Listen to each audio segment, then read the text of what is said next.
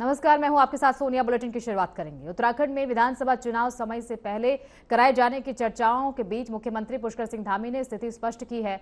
उन्होंने कहा कि फिलहाल समय से पहले चुनाव कराने को लेकर सरकार के पास कोई आधिकारिक सूचना नहीं है। मुख्यमंत्री ने कहा कि चुनाव आयोग जब भी चुनाव कार्यक्रम घोषित करेगा, राज्य सरकार उसी के अनुसार सभी आवश्यक तैयारियां और प्रक्रियाएं पूरी करेंगे। उन्होंने कहा कि चुनाव को लेकर फिलहाल किसी तरह की अटकलों पर ध्यान देने की आवश्यकता नहीं है। मुख्यमंत्री ने के इस बयान के बाद समय पूर्व चुनाव को लेकर चल रही चर्चाओं पर फिलहाल विराम लग गया है। सूचना हमें कोई नहीं आई है कि पहले कहीं चुनाव हो रहा है। हमको किसी भी स्तर पर नहीं कहा गया है और नहीं ऐसी कोई तैयारियां पहले की हो रही है। मुझे लगता है कि वैसे तो चुनाव आयोग जो कहेगा वो सबको मानना पड़ेगा, लेकिन अभी औपचारिक रूप से या आधिकारिक रूप से कोई सूचना नहीं। मानसून के दौरान संभावित आपदाओं से निपटने की तैयारी को परखने के लिए उत्तराखंड के सभी 13 जिलों के 66 संवेदनशील स्थानों पर राज्य स्तरीय मॉक ड्रिल आयोजित की गई। देहरादून में मुख्यमंत्री पुष्कर सिंह धामी ने आपदा प्रबंधन मुख्यालय से मॉक ड्रिल का निरीक्षण किया और स्टेट व डिस्ट्रिक्ट रजिस्ट्रार मैनेजमेंट प्लान का विमोचन किया। मुख्यमंत्री ने कहा कि इस अभ्यास का उद्देश्य आपदा प्रबंधन तंत्र की तैयारियों की समीक्षा करना, विभिन्न विभागों के बीच बेहतर समन्वय स्थापित करना और किसी भी आपात स्थिति में त्वरित राहत एवं बचाव कार्य सुनिश्चित करना है।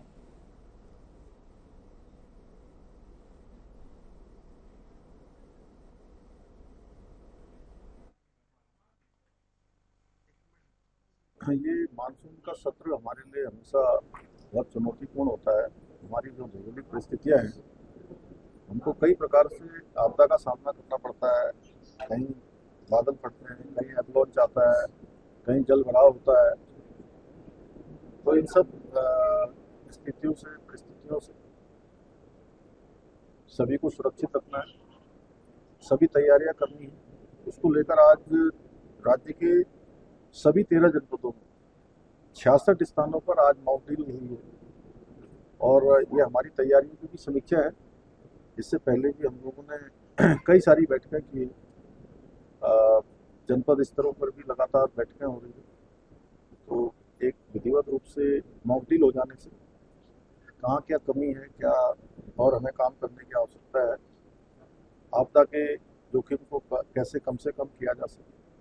पिछले सालों के जो अनुभव हैं, पिछले साल जो आपदा में सभी विभागों के अच्छे कोऑर्डिनेशन से काम हुआ था। माननीय मुख्यमंत्री जी की अध्यक्षता में एक वृहद स्तर पर मॉक ड्रिल की गई है, जिसमें सभी 13 जनपदों को सम्मिलित करते हुए 66 स्थान ऐसे चिन्हित करके जो संवेदनशील थे आपदा की दृष्टि से, उन सब में ऐसा एज्यूम करके कि वहाँ इस प्रकार की आपदा आ सकती है, एक वृहद तैयारी इस प्रकार से उसको जांचा गया है।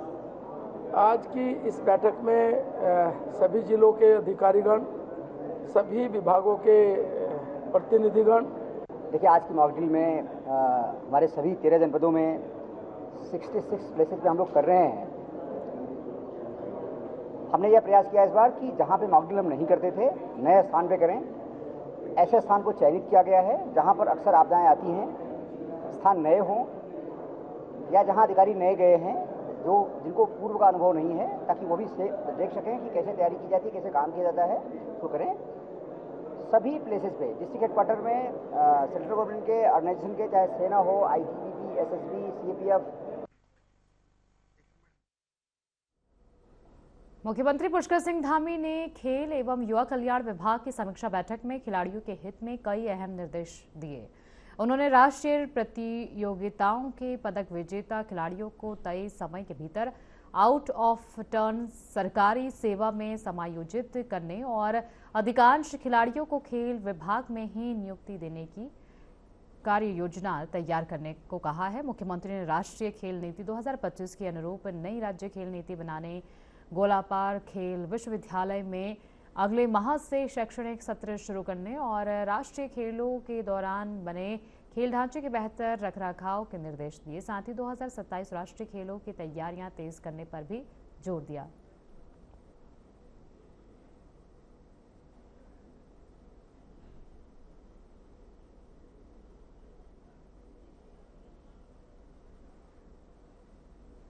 विधानसभा चुनाव 2027 की तैयारी में बीजेपी ने पिछली बार हारी 23 विधानसभा सीटों पर जाकर वहां पर निरीक्षण किया है और फोकस अब उन्होंने 23 सीटों पर बढ़ा दिया है। विधायक और वरिष्ठ नेता इन सीटों पर पहुंचे और लोगों को सरकार की योजनाओं की जानकारी दी। बीजेपी प्रदेश अध्यक्ष महेंद्र भट्ट ने कहा कि इन सीटों के लिए विशेष योजना बनाई गई है और पार्टी को जनता से अच्छा सहयोग मिल रहा है।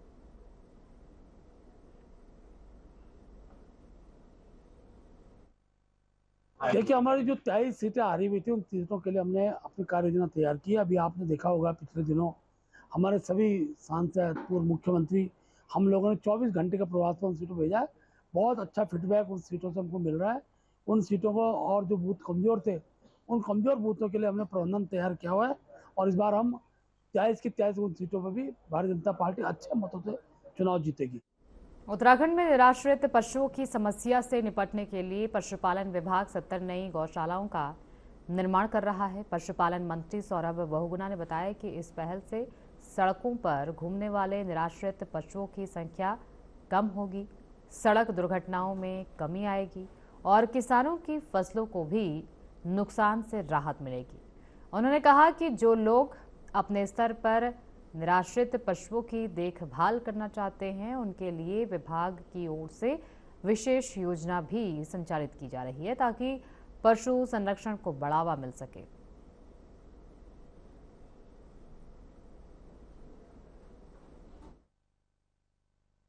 देखिए, आपकी बात एकदम सही है। निराश्रित पशुओं की समस्या बहुत बड़ी समस्या है। सिर्फ जो हमारे एक्सीडेंट्स हो रहे हैं जैसे आपने बताया उससे लोगों की जान को भी खतरा है, पशु की जान और इंसान की जान दोनों को खतरा है। और उसके साथ साथ पहाड़ों में हमारे जो खेती करते हैं लोग उनका भी नुकसान होता है क्योंकि ज़्यादातर जो पशु हैं वो फिर वो खेत में घूम के उनकी फसल को खा जाते हैं। और उसके लिए उत्तराखंड सरकार पहली सरकार बनी है पूरे देश में जो 70 नई गौशालाएं निराश्रित पशुओं के लिए बना रही हैं। 20 गौशालाएं हमारी बनकर तैयार हो चुकी हैं और जिनमें हम निराश्रित पशुओं को ऑलरेडी शिफ्ट कर रहे हैं।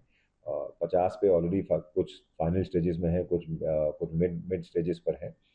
देहरादून में लगातार हो रही बारिश के बीच कैबिनेट मंत्री गणेश जोशी ने खाला गांव पहुंचकर बारिश से क्षतिग्रस्त सड़क का स्थलीय निरीक्षण किया। निरीक्षण के दौरान उन्होंने संबंधित अधिकारियों को सड़क और सुरक्षा दीवार के पुनर्निर्माण का एस्टीमेट जल्द तैयार कर काम शुरू करने के निर्देश दिए। मंत्री ने सिंचाई विभाग को नाले में चेक डैम निर्माण का प्रस्ताव तैयार करने के लिए भी कहा ताकि भविष्य में बरसाती पानी से होने वाले नुकसान को रोका जा सके। उन्होंने कहा कि सरकार ग्रामीण क्षेत्रों में सुरक्षित आवागमन और बेहतर बुनियादी सुविधाएं सुनिश्चित करने के लिए तेजी से काम कर रही है।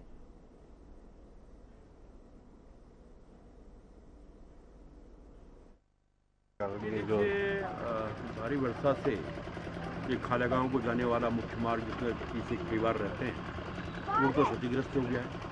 जैसे सूचना मिली हमारे जिलाधिकारी और मैं खुद यहाँ पर आए हैं और हमें निश्चित किया कि आज ही हमने 23 लाख रुपये डीएम साहब ने इसके लिए स्वीकृत कर दिया है।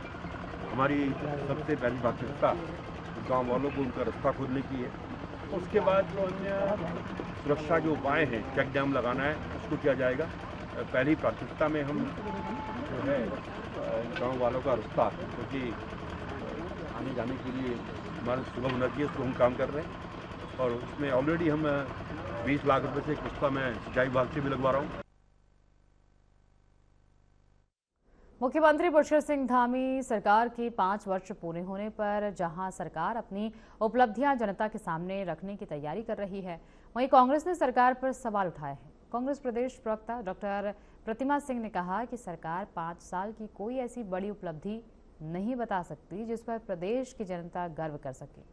उन्होंने आरोप लगाया कि राज्य में बेरोजगारी, महंगाई, अपराध और भ्रष्टाचार जैसे मुद्दे लगातार बढ़े हैं। कांग्रेस ने सरकार से उपलब्धियों के बजाय इन समस्याओं पर जवाब देने की मांग की।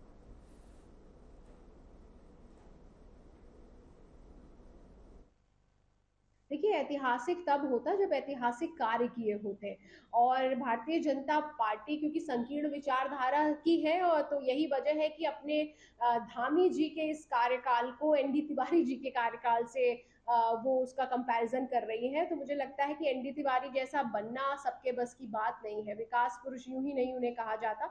मैं पूछना चाहती हूँ धामी जी से कि 5 सालों में आखिर उन्होंने किया क्या है जो अपनी तुलना एनडी तिवारी जी से कर रहे हैं। कितने सिटकुल लाए, कितने पिटकुल लाए, कितनी फैक्ट्रीज लाई, और जिस जो है इन्वेस्टर समिति को उनके खुद के जो पांडे जी हैं वो ये बता रहे हैं कि दूसरा औद्योगिक क्रांति थी वो उत्तराखंड की। तो मैं उनसे पूछना चाहती हूँ उसके बाद कितने उद्योग लगाए उन्होंने उत्तराखंड में। उत्तराखंड में मानसून और चारधाम यात्रा को देखते हुए सरकार ने सुरक्षा और आपदा प्रबंधन की तैयारी तेज कर दी है। बीजेपी प्रदेश प्रवक्ता कंवर जपेंद्र सिंह ने कहा कि भूस्खलन संभावित क्षेत्रों पर लगातार नजर रखी जा रही है। जरूरत पड़ने पर यात्रियों की सुरक्षा के लिए यात्रा को कुछ समय के लिए रोक दिया जा सकता है। उन्होंने बताया कि मुख्यमंत्री पुष्कर सिंह धामी तैयारियों की लगातार समीक्षा कर रहे हैं। जिला प्रशासन और सभी संबंधित विभाग अलर्ट मोड पर हैं।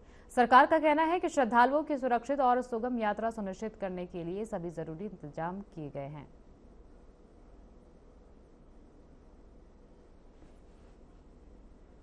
मानसून से पहले ही संबंधित महकमे अपनी तैयारी पूरी कर लेते हैं और पिछले वर्षों की तुलना में इस वर्ष हमारे पास इंफ्रास्ट्रक्चर बेहतर है। यात्रियों की सुविधाओं का भी विशेष ख्याल रखा जा रहा है और सुरक्षा की दृष्टि से अत्यधिक बारिश के दिनों में यात्रा को रोकने का भी बीच में प्रावधान है, यात्रियों को सचेत करने का भी प्रावधान है और लैंडस्लाइडिंग जहां होती है उन क्षेत्रों पर विशेष रूप से संबंधित विभागों ने नजर बनाई हुई है।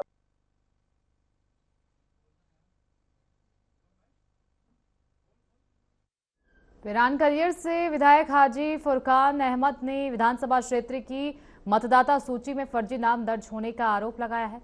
उनका दावा है कि बूथ संख्या 48 में कई संदिग्ध प्रविष्टियां हैं और एक ही नाम कई मतदाताओं के पिता के रूप में दर्ज है। उन्होंने मामले की उच्च स्तरीय जांच कर फर्जी नाम हटाने की मांग की। साथ ही बीजेपी सरकार पर महंगाई और बेरोजगारी को लेकर निशाना साधते हुए कांग्रेस के पक्ष में माहौल होने का दावा भी किया।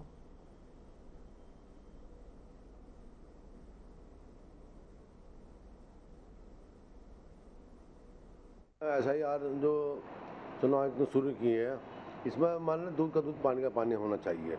अभी मुझे मालूम हुआ कि हमारे यहाँ बूथ नंबर 48 जो सांतर शाह का बूथ नंबर है उसमें यानी कि लगभग 100 के सामने पुत्री रामदेव माने पिता का नाम रामदेव दर्ज है, तो उसकी जांच होनी चाहिए। और भी इस तरह का अगर कोई इस तरह का डाउट हो किसी को तो उनकी जांच होनी चाहिए, क्योंकि जो सही वोटर है वही वोटर होना चाहिए। अब ये तो मैंने जो लिस्ट निकाली ना हमने चेक करा तो उसमें साध्वी फला पुत्री रामदेव, उसका साध्वी पुत्री रामदेव, तो अब SIR में जांच होगी उसकी कि वो डाउटफुल है कि किस तरह। और मकान नंबर 0। खटीमा में कस्टम विभाग ने नेपाल सीमा से तस्करी के दौरान जब्त किए गए 2460 किलोग्राम थर्ड कंट्री काजू और 60 किलोग्राम चाइनीज अखरोट को तहसील प्रशासन की मौजूदगी में जमीन में दबाकर नष्ट कर दिया। विभाग के अनुसार जांच में जब्त हाई फ्रूट ड्राई फ्रूट खाने योग्य नहीं पाया गया था। सहायक आयुक्त प्रवीण भूषण ने बताया कि लोगों के स्वास्थ्य और सुरक्षा को ध्यान में रखते हुए सभी विभागीय औपचारिकताएं पूरी करने के बाद जब्त माल का नियमानुसार निस्तारण किया गया। इस दौरान कस्टम विभाग और तहसील प्रशासन के अधिकारी मौजूद रहे।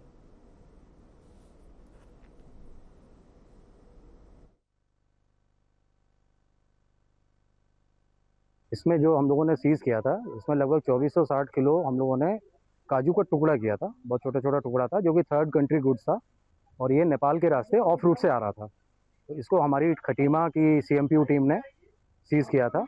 और इसके बाद इसमें 60 किलो अखरोट भी था चाइनीज़ ओरिजिन का, जिसको को सीज किया गया और उसके बाद पूरा प्रोसीजर करके इसको ऑब्सोल्यूट कॉन्फिस्केशन किया गया गुड्स का। और उसके बाद में इसका डिस्ट्रक्शन का प्रोसेस होता है जिसमें कि इसको इस प्रकार से डिस्ट्रक्शन किया जाता है कि इसका दोबारा से रीयूज़ ना हो पाए, कोई इसको दोबारा से इस्तेमाल ना कर पाए। तो इसी प्रोसेस के तहत एक पूरी टीम बनाई जाती है और उनकी निगरानी में इसका डिस्ट्रक्शन किया जाता है। सरकारी अस्पतालों से डॉक्टरों के तबादले के विरोध में कांग्रेस कार्यकर्ताओं ने मुख्यमंत्री और स्वास्थ्य मंत्री के विरोध प्रदर्शन किया है। कांग्रेस कार्यकर्ताओं ने प्रदेश सरकार और पुलिस प्रशासन के खिलाफ जमकर नारेबाजी की। कांग्रेस जिलाध्यक्ष भूपेंद्र भोज ने आरोप लगाया कि सरकार विरोध की आवाज दबाने का प्रयास कर रही है। उन्होंने डॉक्टरों के तबादले तत्काल निरस्त करने और अस्पताल में पर्याप्त डॉक्टरों की तैनाती की मांग की।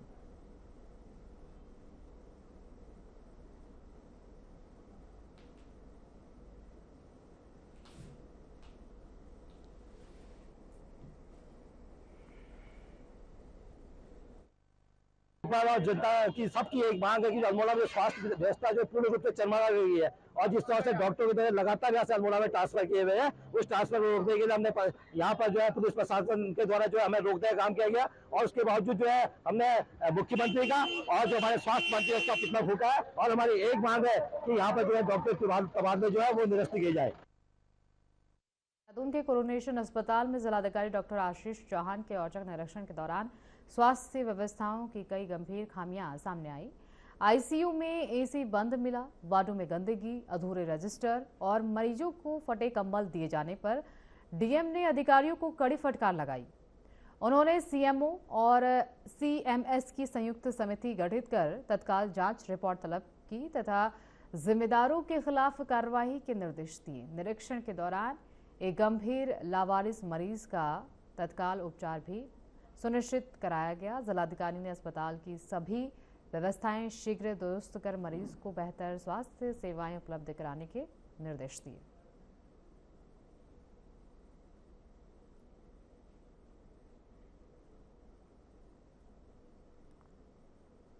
श्रीनगर विधानसभा क्षेत्र के थैलीसैंण ब्लॉक मुख्यालय के निकट क्लाउड बर्स्ट और भूस्खलन की काल्पनिक स्थिति पर व्यापक मॉक ड्रिल आयोजित की गई। अभ्यास के दौरान 30 से 40 लोगों के मलबे में दबे होने की सूचना पर प्रशासन ने तत्काल इंसिडेंट कमांड पोस्ट सक्रिय कर सभी विभागों की संयुक्त ब्रीफिंग की और एसडीआरएफ समेत राहत एवं बचाव दलों को मौके पर ही रवाना किया। बाल विकास कार्यालय को राहत शिविर और प्राथमिक चिकित्सा केंद्र बनाया गया, जबकि लोक निर्माण विभाग और राष्ट्रीय राजमार्ग की जेसीबी मशीन से मार्ग बहाल किया गया।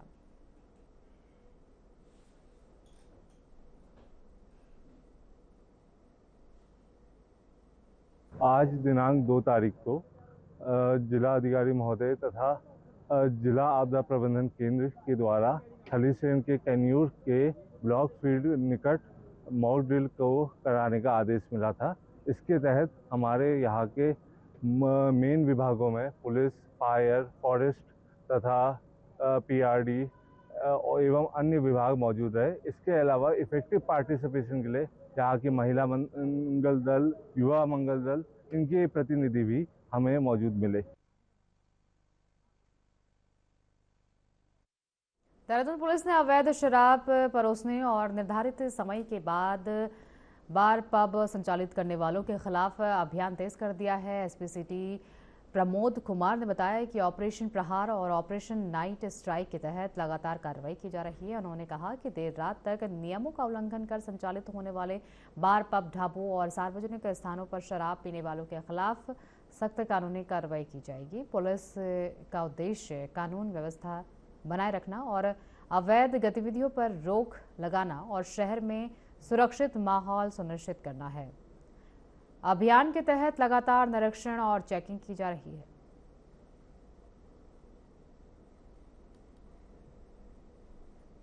देखिए, अभी विगत कई माह से इस संबंध में हमारे द्वारा लगातार और प्रचुर मात्रा में कार्रवाई की जा रही है और लगातार ऐसी कार्रवाई हमारे द्वारा अभी भी जारी की जाएगी, जिसमें दो हैं। एक तो ऑपरेशन प्रहार के तहत हमारे द्वारा कार्रवाई की जा रही है और साथ ही साथ जो ऑपरेशन हमारा नाइट स्ट्राइक है वो भी बदस्तूर जारी है।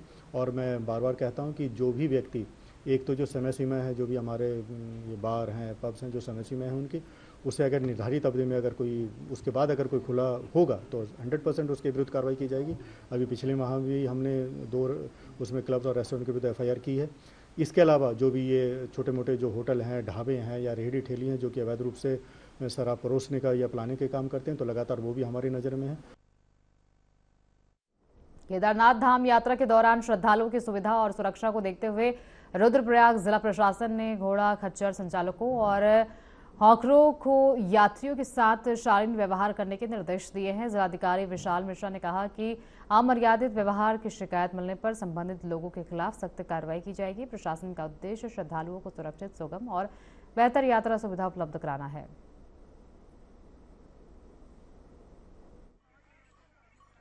श्री केदारनाथ धाम को जाने वाले तीर्थयात्रियों को घोड़े और खच्चर की सेवाओं का भी लाभ लेना होता है।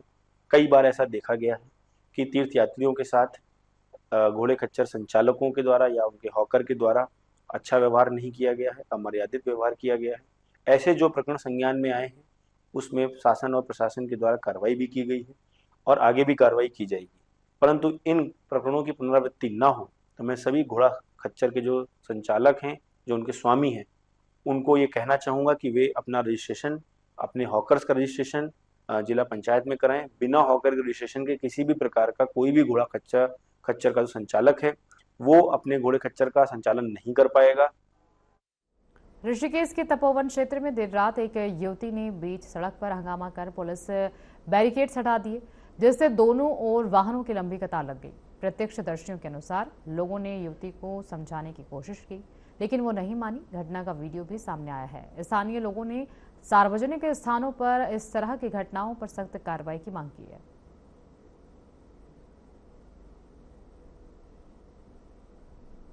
मानसून और चारधाम यात्रा को देखते हुए उत्तराखंड परिवहन विभाग ने सड़क सुरक्षा को लेकर विशेष अभियान शुरू कर दिया है। विभाग ने सभी व्यावसायिक वाहन चालकों के लिए एडवाइजरी जारी करते हुए खराब मौसम में सतर्कता बरतने, ओवर स्पीडिंग, ओवरलोडिंग और लापरवाही से वाहन न चलाने के निर्देश दिए हैं। यात्रियों की सुरक्षा सुनिश्चित करने के लिए चारधाम यात्रा मार्गों पर चेकपोस्ट और विशेष प्रवर्तन टीमें सक्रिय कर दी गई हैं। परिवहन विभाग ने कहा है कि नियमों का उल्लंघन करने वाले वाहन चालकों के खिलाफ सख्त कार्रवाई की जाएगी, ताकि मानसून के दौरान दुर्घटनाओं पर प्रभावी नियंत्रण रखा जा सके और यात्रा सुरक्षित बनी रहे। ये अभी संज्ञान में आया है कि हमारे यहाँ 3 तरह से चालान होते हैं। एक तो हमारी जो टीम्स हैं रोड पर जाती हैं, वो टैब के माध्यम से चालान करती हैं, और दूसरा ANPR के माध्यम से जो हमारे कैमराज लगाए हुए हैं परिवहन विभाग के, उनके माध्यम से हम चालान करते हैं। और अभी डिटेक्शन जो टोल प्लाजा पर हमारे लगे हुए हैं फास्टैग, तो उनके माध्यम से भी चालान हो रहे हैं। तो चालान बहुत ज़्यादा संख्या में बढ़ गए हैं और निस्तारण उस रेट से नहीं हो रहा है, मतलब काफ़ी। उत्तराखंड में मानसून शुरू होते ही कई जगह भूस्खलन से सड़कें बंद हो गई हैं। लोक निर्माण विभाग के अनुसार 1 जुलाई की सुबह तक प्रदेश में 50 सड़कें बंद थीं। विभाग ने संवेदनशील क्षेत्रों में पहले से JCB और पोकलेन मशीनें तैनात की हैं। अधिकारियों का कहना है कि रियल टाइम मॉनिटरिंग के जरिए सड़कों को जल्द खोलने का काम किया जा रहा है, ताकि लोगों को कम से कम परेशानी हो।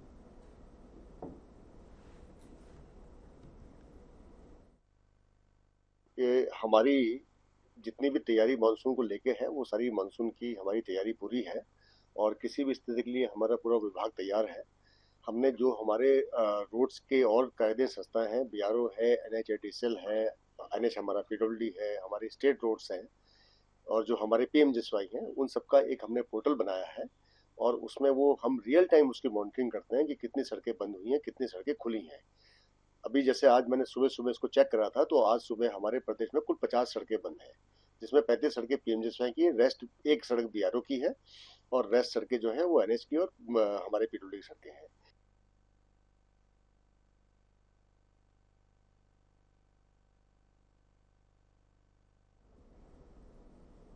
बुलेटिन में फिलहाल के लिए इतना ही। आगे की तमाम खबरों के लिए बने रहिए हमारे साथ।